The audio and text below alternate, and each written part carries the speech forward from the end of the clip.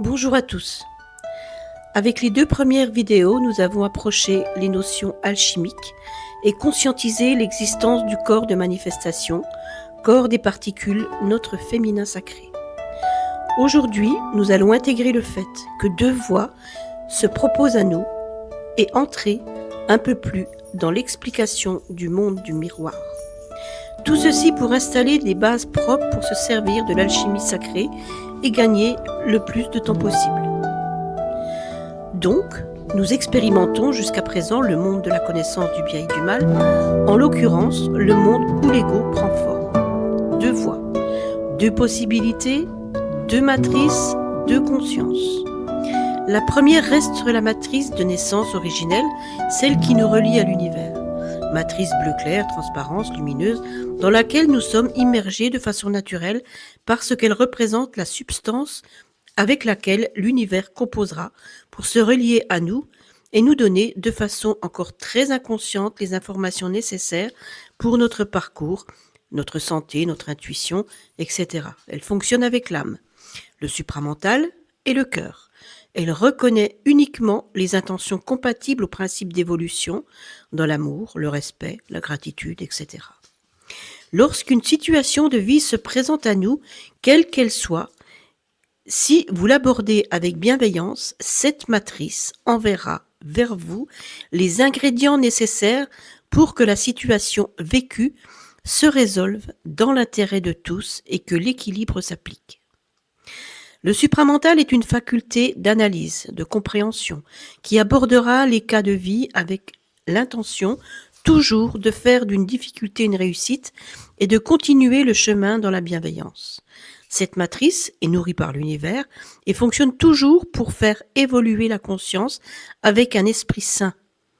Elle fonctionne avec le moment présent, elle a un lien incontestable avec l'amour et est donc reliée au centre du cœur auquel elle génère l'intelligence. Elle est composée de toutes les vertus, amour, bienveillance, tolérance, bonté, etc. Elle est le moteur du mouvement et du donner et du recevoir. Elle fonctionne en incluant déjà le collectif. Elle est la vie. Elle ignore la négativité dans une phrase. Ne pas, ne plus, ne jamais. Si nous sommes bien implantés dans cette matrice, dans l'espace présent, conscients de notre corps, conscients de notre responsabilité face à nos pensées, paroles et actes, si notre intention est l'évolution, si nous restons en nous, si notre intention est de continuer de composer avec l'univers et uniquement lui, nous sommes dans notre souveraineté.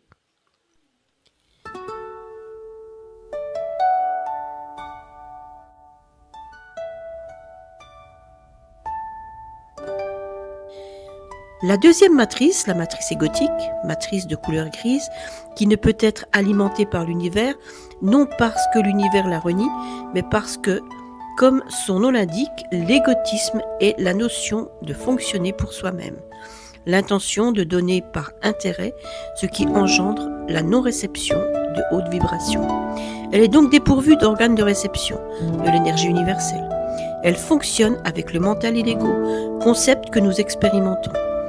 La manière de ramener tout à soi et rien qu'à soi, avec dans nos paroles, actes et pensées, la stratégie de calculer ce qu'on va bien pouvoir y gagner, le profit qui peut être fait dans chaque situation de vie. Elle est le fonctionnement qui va d'emblée essayer de se sortir d'une situation en allant chercher un fléau pour le faire, ce qui, bien entendu, ne fera qu'accentuer le malaise.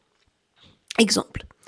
Je me fais choper la main dans le sac à casser quelque chose par colère et pour me sortir de cette situation, j'affirme que c'est à cause de quelqu'un d'autre.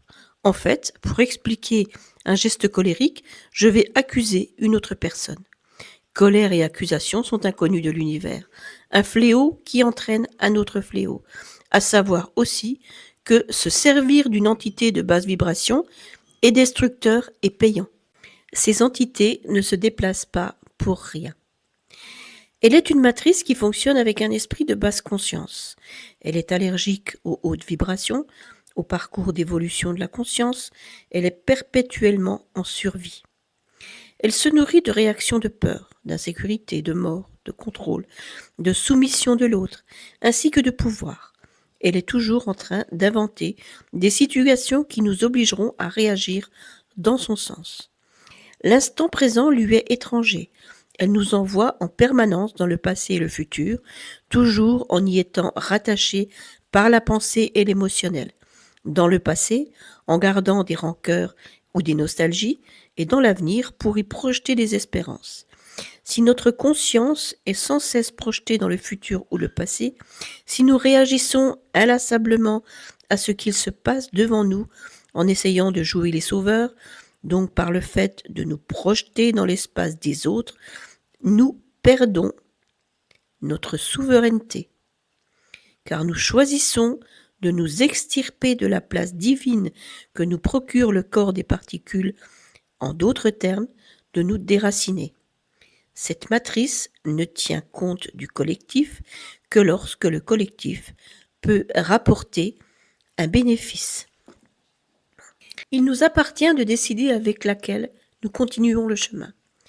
Nous avons le libre arbitre pour cette expérimentation. Nous avons le choix de nous immerger dans l'une ou dans l'autre, et c'est OK. Avec l'une, nous continuons d'ouvrir notre conscience et la faire évoluer, de continuer le parcours. Avec l'autre, de tourner en rond en nous faisant resservir les situations de vie encore et encore non compatibles avec l'équilibre universel jusqu'à ce qu'elles soient comprises et mises bien au chaud dans notre livre personnel. Gagnons du temps. Je peux vous suggérer ici de vous lever bien confortablement dans votre matrice sacrée et depuis cet espace, regardez ce qu'il se passe dans votre quotidien, en rendant conscient de plus en plus cet état afin d'en informer votre subconscient et de pouvoir, à chaque instant, dans votre présent, vous servir de la fonction d'alchimie afin de rééquilibrer une situation pour transmuter l'émotionnel qui la fait vivre. Notre subconscient est la zone où est stocké tout le vécu sur tous les plans, individuel, familial, professionnel, amoureux, affectif, spirituel, tout ce que nos sens ont enregistré, ainsi que le karmique, le transgénérationnel, le vécu national et planétaire, etc. 100% de conscience de nos vies. Il valide nos croyances dans le sens où, en exemple, si vous êtes toujours en train de chercher de l'argent, si vous vous projetez dans le futur en espérant être riche, il va enregistrer que vous êtes pauvre. Donc, tout se mettra en forme sur cette validation. Donc, si vous recevez une somme d'argent qui va vous faire souffler, votre machine à laver tombera en panne ou votre gouvernement augmentera les impôts et vous resterez en l'état initial. Le subconscient va aller jusqu'à enregistrer le taux d'humidité ambiant, etc., etc. Il est notre ordinateur. Nous ne restituons consciemment de notre vécu qu'environ 8%. En fait, nous ne nous souvenons de très peu de choses. C'est là que l'alchimiste intérieur doit intervenir pour ranger les situations inconfortables en comprenant de nos erreurs et les assécher de l'émotionnel qui les nourrit. Notre subconscient est notre meilleur ennemi si nous ignorons sa présence et son fonctionnement.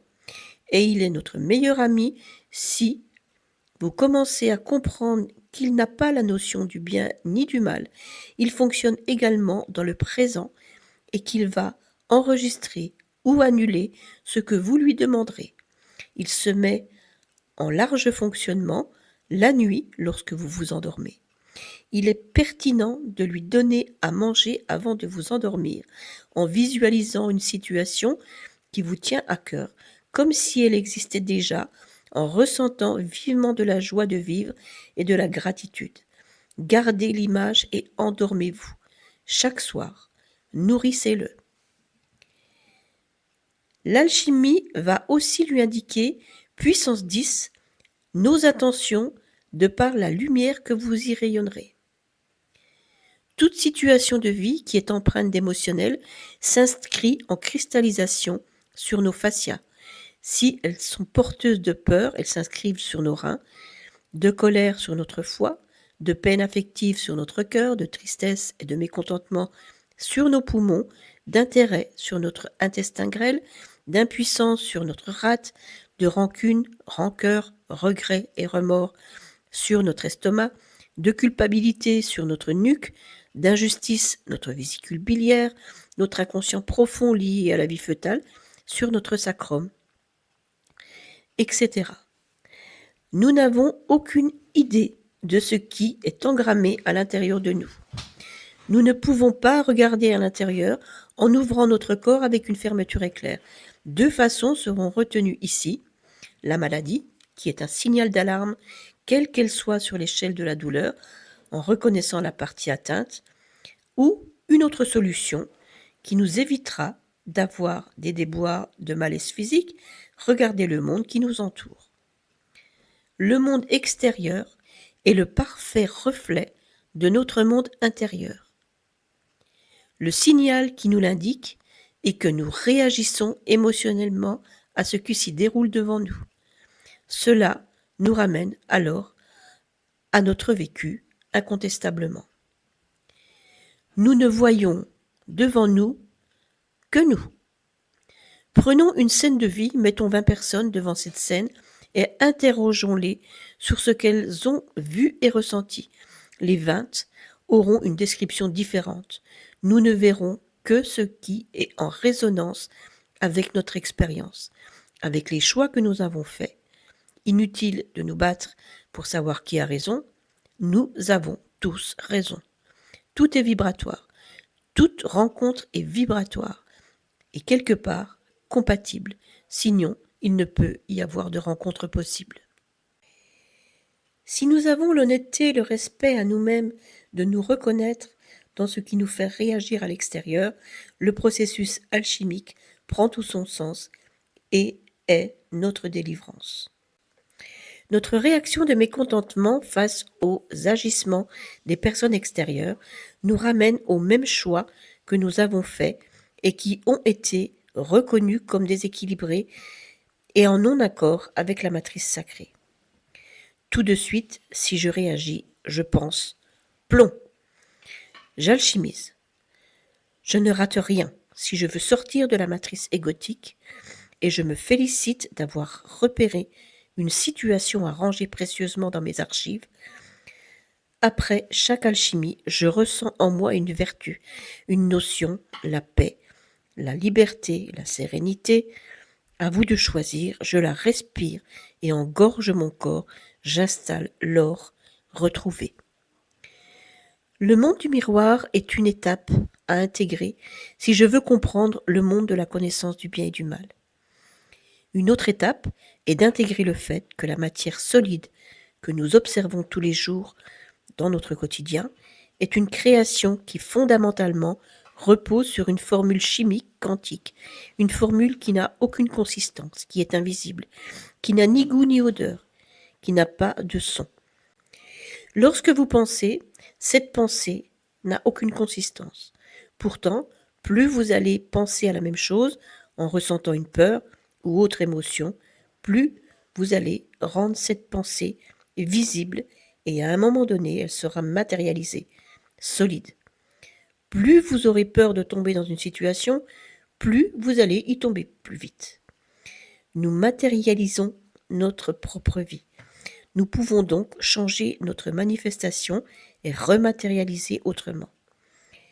Nous matérialisons avec la visualisation. Le sentiment que nous allons y additionner est la somme de force, d'énergie que nous y installerons. L'alchimie intervient pour modifier, transformer les formules chimiques de base pour les rendre en accord avec l'univers. N'oublions pas, les conséquences de nos choix nous appartiennent. Tout ce que ces choix saliront, détruiront, arrêteront, accuseront, les nuisibilités qu'ils engendreront nous seront imputés à nettoyer. Il est inutile d'essayer de le faire supporter à autrui, l'univers tient les comptes. Tout ce qui sort de nous a notre empreinte, qui est unique. comme les empreintes digitales. Tout ce qui est de nos choix incompatible avec le sacré nous sera retourné, non pas par punition, mais simplement par responsabilité de prendre conscience que si nous salissons quelque chose, nous le nettoierons. Nous sortons chacun notre tour de ce plan, de la connaissance du bien et du mal. Il est à notre charge de partir, le ménage fait. Je vous dis à bientôt. J'ai hâte de vous retrouver pour commencer de vous parler de notre cher pays, la France, et de conscientiser de quoi il est le symbolisme. Prenez soin de vous. À bientôt.